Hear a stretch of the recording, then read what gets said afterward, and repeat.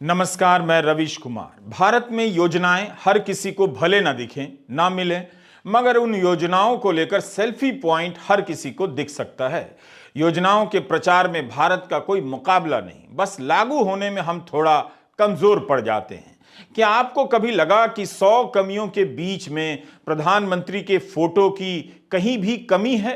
गोदी मीडिया पर प्रधानमंत्री ही सर्वव्यापी, सर्वविद्यमान हैं और तस्वीरों में उनकी ही तस्वीरें हर पन्ने पर व्याप्त हैं।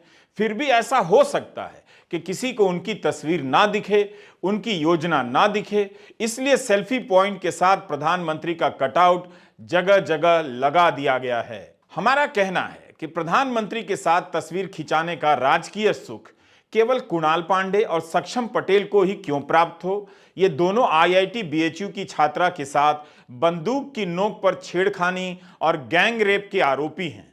प्रधानमंत्री को चाहने वाले ये भी बर्दाश्त कर भी लें, लेकिन बलात्कार और यौन शोषण के 39 मामलों में ऑस्ट्रेलिया की अदालत ने जिस बालेश धनखड़ को जेल भेजा, उसकी तस्वीर प्रधानमंत्री मोदी के साथ है। जनता कैसे बर्दाश्त करे? जाहिर है जनता चाहेगी कि उसकी भी तस्वीर अपने प्रिय प्रधानमंत्री के साथ हो। यहां तक कि ठगी के आरोप में जेल गए संजय शेरपुरिया को भी पीएम के साथ फोटो खिंचाने का सुख प्राप्त हुआ है। तो आम जनता कैसे सहन करेगी? उसे केवल अनाज नहीं चाहिए, फ्री में सेल्फी भी चाहिए। ऐसा नहीं है कि प्रधानमंत्री के कटआउट या फोटो के साथ सेल्फी पॉइंट कोई नई नवीन योजना है, बल्कि कालांतर से सेल्फी को लेकर कई योजनाओं का विकास क्रम यहां तक पहुंचा है। मतलब कई तरह के सेल्फी अभियान पहले भी चलाए जा चुके हैं। स्टार्टअप योजना के साथ भी एक सेल्फी अभियान है, नए भारत के नए स्टार्टअप नाम से। उसमें भी प्रधानमंत्री की तस्वीर पीछे है। जो हमें समझ आया उसके अनुसार जो सबसे अच्छी सेल्फी लेगा शायद उसे इनाम मिले। यह भी एक किस्म की प्रतियोगिता है। हाल ही में वृषभ यानी बैल के साथ एक सेल्फी प्रतियोगिता खत्म हुई है। भारतीय प्रजाति के बैल के साथ सेल्फी खिंचाने से क्या होता है यह तो मुझे समझ नहीं आया, मगर इसमें केवल 165 लोगों ने ही सेल्फी लेकर अपलोड किया है। इससे आज उदास हो गया। बैलों से प्यार करने वाले भारतीय क्या कम हो रहे हैं? ऐसा सोचकर कोई ट्रैक्टर का उत्पादन ही बंद ना करा दे। mygov.in पर सेल्फी विद वृषभ का अभियान आप देखिए। 8 नवंबर को यह शुरू हुआ, 17 दिसंबर को बंद हो गया। आज पता चला तो आप लेट हो गए। हम सभी प्रकार के सेल्फी अभियान का ब्यौरा पेश नहीं कर रहे, ना कर सकते हैं। हम खुद को सेल्फी पॉइंट तक सीमित रखना चाहते हैं जो असीमित हो चुका है, जिसके साथ पीएम की तस्वीर लगी है। जिन लोगों ने सेल्फी पॉइंट नहीं देखे कोई बात नहीं, लेकिन जो देखकर आगे बढ़ जा रहे हैं वो सेल्फी ना खिंचाकर जनता का धन बर्बाद कर रहे हैं। जनता के धन से ही सेल्फी पॉइंट बना है और जनता ही सेल्फी ना ले तो कोई पॉइंट नहीं बनता। अगर किसी को लगता है कि बिना सेल्फी लिए गुजर जाएगा, उसे कोई देखेगा नहीं, तो वह गलत है। इस तस्वीर में प्रधानमंत्री आपको देख रहे हैं। याद रखिएगा, यह भी याद रखिए कि श्री राम जन्मभूमि तीर्थ ट्रस्ट के चंपत राय ने प्रधानमंत्री को विष्णु का अवतार कहा है। अब आप मुझसे इस बात को लेकर झगड़ा ना करें कि प्रधानमंत्री अवतार कैसे हो सकते हैं, भगवान कैसे हो सकते हैं। वक्त बर्बाद ना करें, वो कुछ भी हैं, आप तो मानव ही हैं। इसलिए तरह तरह के प्रकोपों से खुद को बचाने के लिए सेल्फी लेकर फोन में रख लीजिए। यह आपके पैसे से ही लगाया गया है, आप ही यहां आकर सेल्फी ना लें, अच्छी बात नहीं। रेलवे स्टेशन पर सीसीटीवी कैमरे लगे होते हैं, मत भूलिएगा।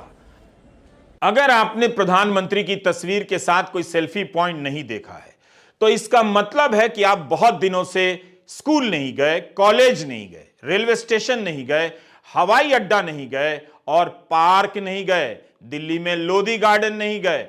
हो सकता है कि आप वर्क फ्रॉम होम करते हो, या कोई वर्क नहीं है इसलिए होम में रहते हो, या इतना वर्क है कि दफ्तर में ही रह जाते हो, इसलिए आप सेल्फी पॉइंट देखने के सौभाग्य से वंचित हो सकते हैं। यह समझ में आती है बात। अगर किसी पार्क में सेल्फी पॉइंट नहीं बना है तो इसका मतलब है उस पार्क पर अभी सरकार की नजर नहीं पड़ी है। वह पार्क जन सेवा तो कर रहा है मगर राष्ट्र सेवा नहीं कर रहा। सुबह सुबह टहलने गए और टैंक बना देखा, साथ में प्रधानमंत्री की तस्वीर लगी देखी। मुझे यकीन है आपका सीना जो हमेशा ही खाली रहता है, गर्व के भाव से भर जाता है। प्रधानमंत्री को नहीं देखने का प्रयत्न करना बेकार है। वो आपको कहीं ना कहीं किसी ना किसी एंगल से देख रहे हैं, दिख भी जाएंगे। कम से कम टैंक की इस नली से डरिए, गोले इसी से निकलते हैं, याद रखिए। अगर आपने इन तमाम जगहों पर सेल्फी पॉइंट नहीं देखा तो खबरों में इसके बारे में जरूर पढ़ा होगा कि रक्षा मंत्रालय ने कहा है कि उसके सभी विभागों में 822 सेल्फी पॉइंट बनाए जाएंगे। इस पर भी कुछ पैसा खर्च हुआ होगा, वो आपका ही होगा। हमें पता नहीं कि सारे सेल्फी पॉइंट की सप्लाई कोई एक ही बंदा कर रहा है या एक ही राज्य का कोई एक ही बंदा कर रहा है या अलग अलग जगहों से सेल्फी पॉइंट की सप्लाई हो रही है। वैसे ये जानना तो चाहिए कि सेल्फी पॉइंट की सप्लाई कहां कहां से हो रही है। आपने अखबारों में यह भी पढ़ा होगा कि रेलवे एक सेल्फी पॉइंट बनाने के लिए 1.25 लाख रुपए से लेकर 6.5 लाख रुपए खर्च कर रहा है।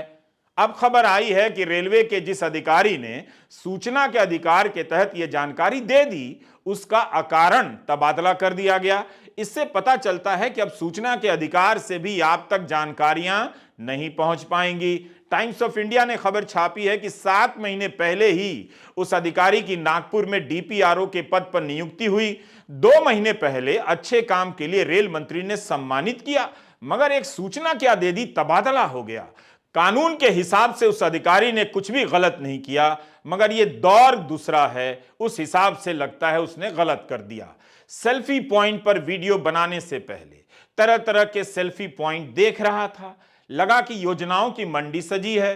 कहीं टॉयलेट की संख्या बताई जा रही है, कहीं बताया जा रहा है कि 2 करोड़ युवाओं को स्किल की ट्रेनिंग दी गई है। से चलकर रामपुर, मुरादाबाद के रास्ते सबको पता है भारत चांद पर पहुंच गया है, मगर इसका सेल्फी पॉइंट बनाया गया है। कृपया ध्यान दें, गाड़ी अमृतसर रेलवे स्टेशन पर जो सेल्फी पॉइंट लगा है उसे देखिए ध्यान से।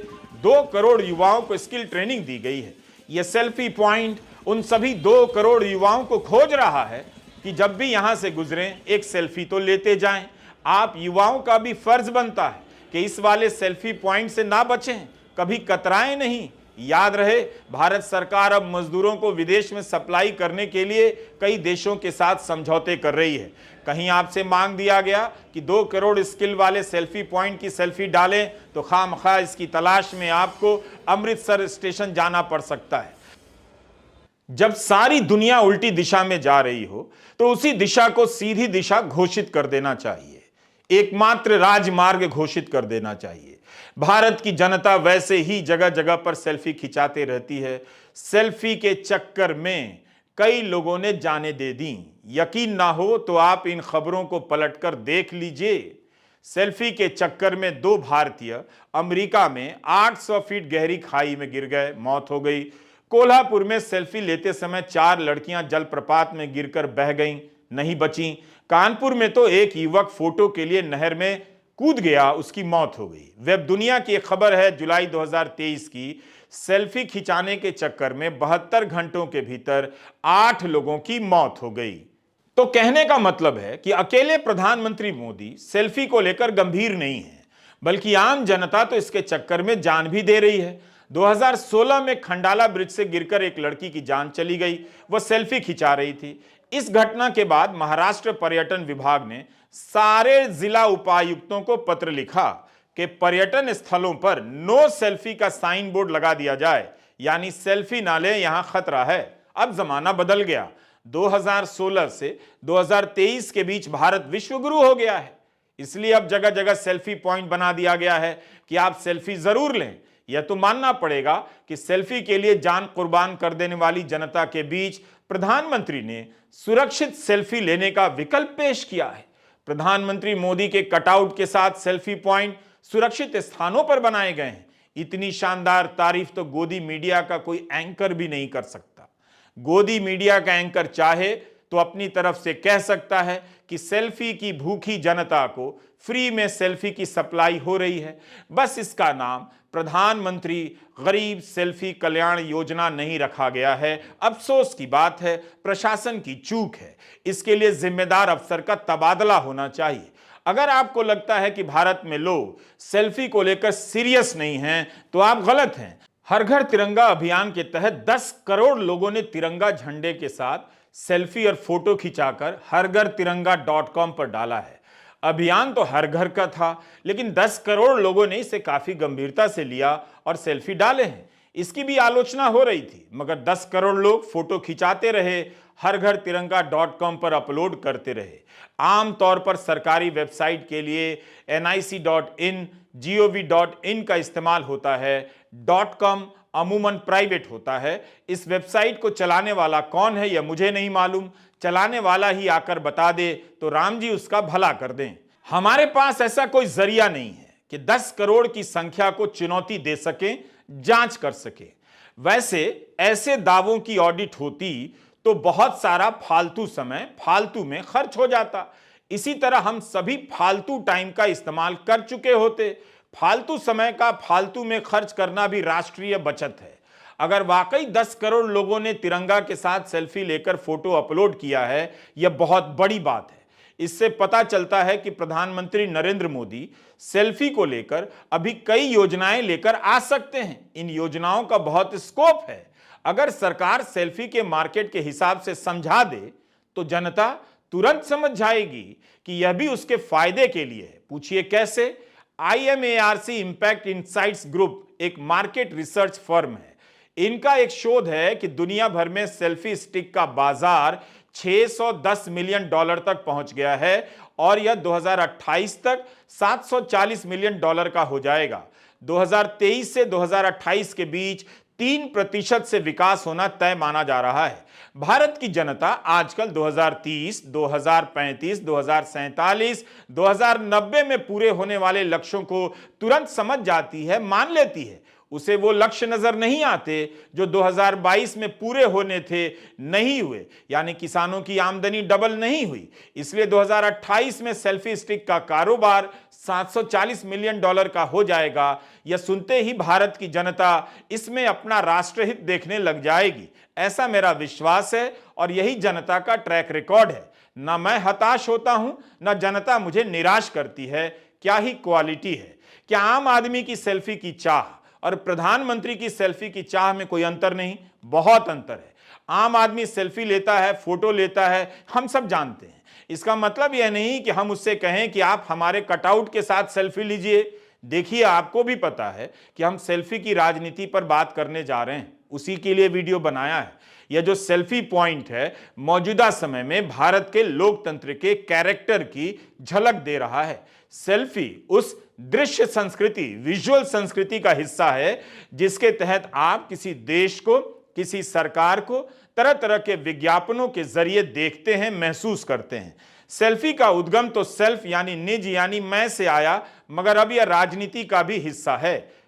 ऑक्सफोर्ड डिक्शनरी ने 2013 के अंतर्राष्ट्रीय शब्द के रूप में सेल्फी को चुना था, यानी उस साल यह शब्द दुनिया भर का एक आम शब्द था। इसके 10 साल बाद प्रधानमंत्री मोदी ने सेल्फी पॉइंट को पॉलिटिकल पॉइंट में बदल दिया है, मतलब भी बदल दिया है। सेल्फी का मतलब होता है अपना फोटो लेना, उसे अपलोड करना, मगर यहां तो कहा जा रहा है कि आप अपनी सेल्फी पीएम के फोटो के साथ लें, उनकी स्कीम के साथ लें, यानी अपनी सेल्फी में 2 और कंटेंट शामिल कर लें, प्रधानमंत्री और उनकी योजना को। इसके लिए नए शब्द की जरूरत पड़ेगी। चाहे तो आप सेल्फी की जगह मोल्फी कह सकते हैं। ऐसी सेल्फी जिसमें मोदी और उनकी योजना का होना अनिवार्य है। ऑस्ट्रेलिया में एक ऑनलाइन फोरम ने 2002 में सेल्फी का इस्तेमाल किया था। इंटरनेट से हमें यही जानकारी मिली। दावा तो नहीं कर सकते, मगर यह जानकर दिलचस्प लगा कि 2002 के बाद 2013 तक, यानी 11 साल लग गए सेल्फी को जोर पकड़ने में। अब सेल्फी मोल्फी हो गई है, यानी ऐसी सेल्फी जिसमें मोदी का होना अनिवार्य हो, या जिस भी सेल्फी में मोदी हैं वो सेल्फी नहीं मोल्फी है। जैसे मीडिया अब गोदी मीडिया है। सेल्फी और लोकतंत्र के संबंध पर शोध होने भी चाहिए और हो भी रहे हैं। इस विषय पर कुछ किताबों के बारे में हमें पता चला।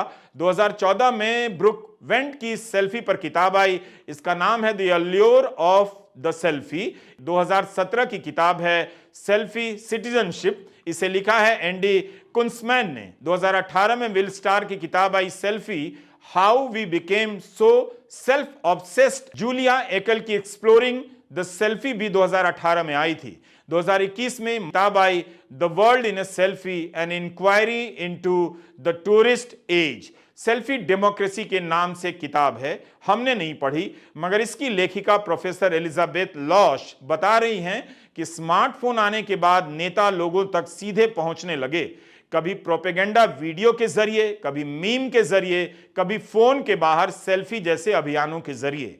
हर नेता ने स्मार्टफोन पर उपलब्ध सोशल मीडिया के प्लेटफॉर्म से लेकर और उसके कैमरे का अलग अलग तरीके से इस्तेमाल किया, लेकिन यह एक भ्रम है कि इससे लोकतंत्र में लोगों की भागीदारी बढ़ती है, यानी लोकतंत्र की क्वालिटी बेहतर होती है। यह बात गलत है। आप सेल्फी खिंचा रहे हैं, फर्जी वीडियो फॉरवर्ड कर रहे हैं, व्हाट्सएप अंकिल बन रहे हैं। ऐसा करते हुए अगर आप यह सोच रहे हैं कि लोकतंत्र में भागीदारी कर रहे हैं तो आपका सोचना गलत है। ये सब वो तरीके हैं जो केवल लोगों का ध्यान खींचते हैं, बार बार देखने के लिए मजबूर करते हैं, उनका ध्यान बटाते हैं, मगर वो कभी भी लोगों को इससे आगे बढ़कर सरकार से सवाल पूछने, सड़क पर उतरकर लोकतंत्र को जीवंत बनाने के लिए आपको प्रेरित नहीं करेंगे। नेता इन प्लेटफॉर्म का इस्तेमाल एक दूसरे के खिलाफ औजार की तरह करते हैं। जिसका नियंत्रण ज्यादा होता है वो इसके जरिए विपक्ष के उम्मीदवारों को घेर लेता है, पैदल कर देता है। प्रोफेसर लॉश ने लिखा है कि डिजिटल मीडिया और डिजिटल टेक्नोलॉजी लोकतंत्र को कमजोर करती है, जबकि सपने दिखाती है लोकतंत्र को मजबूत करने के लिए। होता कुछ और है। नेता अक्सर डिजिटल डेमोक्रेसी का वादा करते हैं, भ्रम पैदा करते हैं, मगर सत्ता में आते ही तरह तरह के कानून बना देते हैं जिससे आपका लिखना बोलना घटता जाता है, आप सिकुड़ते जाते हैं, आप लिखने से डरते हैं। आप भारत में बने आईटी एक्ट को याद कर लीजिए, नए कानूनों को याद कीजिए, उन खबरों को याद कीजिए कि पीएम के खिलाफ पोस्ट करने पर किसी को जेल भेज दिया गया, मगर यहां पीएम के साथ सेल्फी खिंचाने के लिए सेल्फी पॉइंट चलकर आपके मोहल्ले तक आ रहा है। इसकी इजाजत है, मगर सवाल करने की इजाजत नहीं। सेल्फी से याद आया, आपको जगह जगह प्रधानमंत्री मोदी का सेल्फी पॉइंट देखकर लगेगा कि यह सरकार जनता के बीच कितनी सक्रिय है, जनता से कितना संवाद करती है। लेकिन क्या आप जानते हैं कि 3 जनवरी 2014 के दिन आखिरी बार किसी प्रधानमंत्री ने भारत में एक लाइव प्रेस कॉन्फ्रेंस की थी, उसे संबोधित किया था। पत्रकार पंकज पचौरी ने बताया है कि डॉक्टर मनमोहन सिंह ने आज के ही दिन अपनी आखिरी प्रेस वार्ता की थी। क्या आप समझ पाए? प्रधानमंत्री मोदी प्रेस कॉन्फ्रेंस नहीं करते, सवालों का सामना नहीं करते, मगर जगह जगह बने सेल्फी पॉइंट से भ्रम होता है कि वे जनता के बीच विद्यमान हैं, प्रेस के सवालों के बीच से गायब हैं, मगर यहां विद्यमान हैं। मनमोहन सिंह ने 3 जनवरी की प्रेस कॉन्फ्रेंस में 62 सवालों का सामना किया। ये सवाल मौके पर ही पूछे गए, पहले से तय नहीं थे, ईमेल से भेजे नहीं गए थे। 100 से ज्यादा पत्रकार प्रेस कॉन्फ्रेंस में मौजूद थे। 10 साल के इस सशक्त भारत में आपने ऐसी एक भी प्रेस कॉन्फ्रेंस नहीं देखी होगी। कॉलेज के कैंपस में किताब की दुकान खोलने के लिए जगह नहीं होती, छात्रों के बैठने की जगह नहीं होती, मगर पीएम का मामला है तो जगह जगह सेल्फी पॉइंट बनाए जा रहे हैं। सुबह सुबह क्लास के लिए भागे जा रहे हैं, सामने प्रधानमंत्री का कटआउट। आप इस देश से भाग सकते हैं, मगर इस देश में रहते हुए प्रधानमंत्री के सेल्फी से नहीं भाग सकते। लोकसभा में विपक्ष ने सवाल कर दिया कि कॉलेज में सेल्फी पॉइंट का क्या मतलब है। शिक्षा मंत्री धर्मेंद्र प्रधान ने कहा किसी छात्र के लिए अनिवार्य नहीं है कि वह सेल्फी खिंचाए। उन्होंने याद दिलाया कि यह लोकतंत्र है, कोई ना चाहे तो ना खिंचाए, मगर क्या इसी लोकतंत्र का लाभ किसी कॉलेज को मिल सकता है कि वह ना चाहे तो पीएम का सेल्फी पॉइंट ना लगाए? ऐसे में उस प्रिंसिपल की क्या हालत होगी? क्या इस लोकतंत्र में किसी शिक्षक को इजाजत है कि कॉलेज में बने सेल्फी पॉइंट के बाहर खड़े होकर नारेबाजी शुरू कर दे, धरना दे दे? ऐसा करेगा तो नौकरी जाएगी। अगर आप इतना नहीं समझते तो आप बहुत क्यूट हैं, बल्कि बहुत म्यूट हैं। नमस्कार, मैं रविश कुमार।